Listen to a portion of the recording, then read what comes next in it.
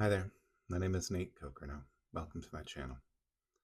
I wanted to start out again today with just an announcement that I am going to be facilitating or leading a group in 2026 going through the workbook for A Course in Miracles. I'm very looking forward to it. I've never actually done the workbook with people before. I've always just done it as kind of a private exercise, listening to a YouTube presentation of the lesson and then doing it myself. But we are truly meant to awaken together to the truth of love. And so going through this with other people is a speed up. And I don't know if you agree with me, but the world is appearing to be quite a mess right now. And the only real solution, as far as I can tell, is that we see the truth of who we are below the veil of who we think we are. And who we think we are is all basically guilty sinners. And who we really are is just immaculately perfect sons and daughters of God. And it's only when we realize that the tide is going to start to shift. So this year, 2026, is being pointed at by many people as a very transitional year. So it's a perfect year to do the transition yourself from fear to love.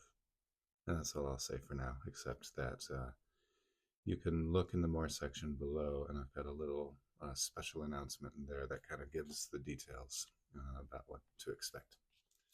So today I'm going to talk about the extroverted sensation function. It's known as the present moment function. Before I really dive into talking about the function itself, I want to just use this opportunity to kind of point out how, like, I had decided to do the functions and present the functions in alphabetical order, and I was doing that basically because I didn't want to play favorites. But I do play favorites. Like the two functions that are in the front of my car have already been mentioned. Those are introverted feeling and extroverted intuition. And yes, those are my favorites. And the two in the back seat for me happen to be my least favorites. As in, I have really uncomfortable relationships with these functions. And it's pretty much designed that way because we're going into the second series of perception functions in the alphabetical order, and that happens to mimic how anyone's stack is actually set up. And what I mean by that is you either have in your personality type two perceiving functions that are sandwiched between two judging functions in order, or you have two judging functions sandwiched between two perceiving functions. And that's significant in terms of the two middle ones. They are, well, what's true of all of them is that they're basically polar opposites to each other. So your second and your third function are polar opposites. That means the attitude is the opposite, extroversion, introversion, and the function itself, if thinking was number two, then feeling will be number three, or if intuition was number two, then sensing will be number three. And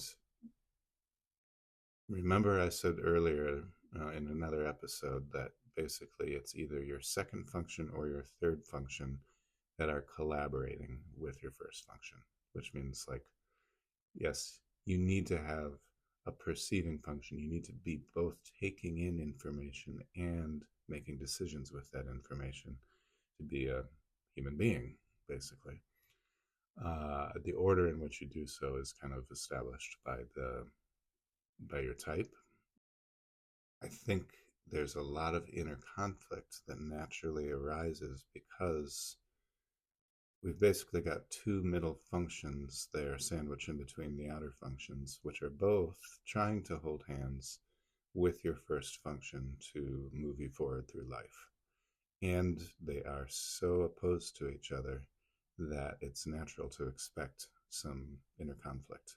It is basically maybe the explanation for why you have a hard time making decisions sometimes, because they are telling you basically opposite instructions for getting through this. Your second function and your third function, they do not see things the same at all. So that's how it works for everybody. Your first and your fourth functions are also polar opposites to each other. We could use my stack as an example and say my first function is an authenticity function, my fourth function is effectiveness function. Authenticness and effectiveness do not always get along. They're not really the same thing, as in, effectiveness is about the purpose of getting an outcome achieved, usually externally. And authenticness is really, for me, it's just about being at peace, having peace of mind. So they're not, the purposes are crossed, basically. And so that applies to all of us. And really feeling into our first and second functions, really starting to appreciate how they show up for us uniquely, and just leaning into that, trusting that's those are the gifts. That was basically the package of skills and abilities that you were born with, and they are what you're here to express. So loving your first two functions and really, really understanding them, understanding how they uniquely express in you. These are all things that we encourage you to do in the MBTI framework. And then with the third and the fourth function, the best thing you can do is not be hard on yourself. Yes, you want to develop these functions to be well-rounded, but it's always going to be a struggle simply because they are opposed to your first two functions. So if you beat yourself up, it's not going to help. It's just going to make it worse. Okay, so extroverted sensation. For starters, I'm just going to go through the car and kind of let you know if your personality type has this function in it. Extroverted sensation is known as the present moment function. And people who have it in their driver's seat are ESFPs or ESTPs. People who have it in the co-pilot seat in their car are either ISFPs or ISTPs. The people who have it in the 10-year-old backseat of their car are ENFJs and ENTJs. And the 3-year-old seat for ISFJs or ISTJs. Again, this is not a function that I have, so I have to kind of listen to other people speak about it and to try to feel into it, so to speak. And it's kind of the folks who are the most active and present in the experience of life, at least in its healthy expression. These are folks who are truly present through external sensation, engagement with the world, engaging with external stimulation.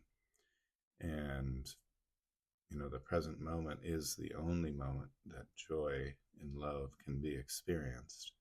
So I think these people have a special knack for that, for finding that peace of mind, that flow, and staying in it.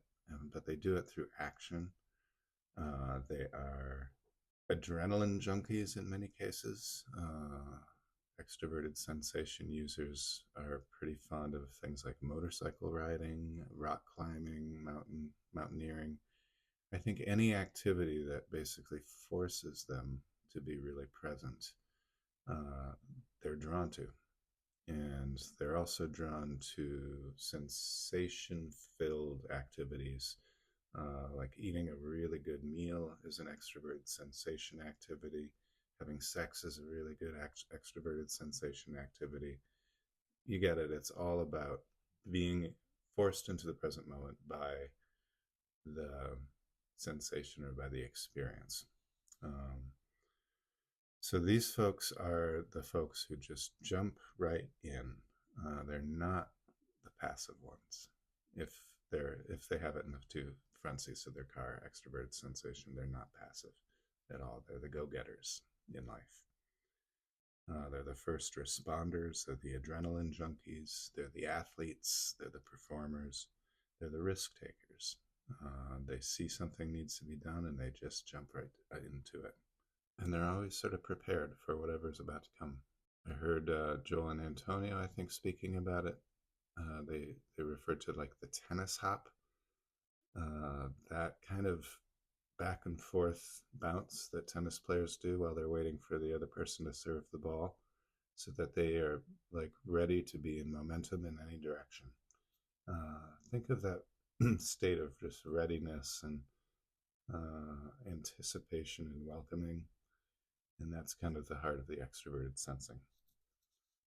When I think about the back seat of the car and how it could show up more in kind of ego characteristics, I could imagine jumping into things without confidence could lead to paralysis.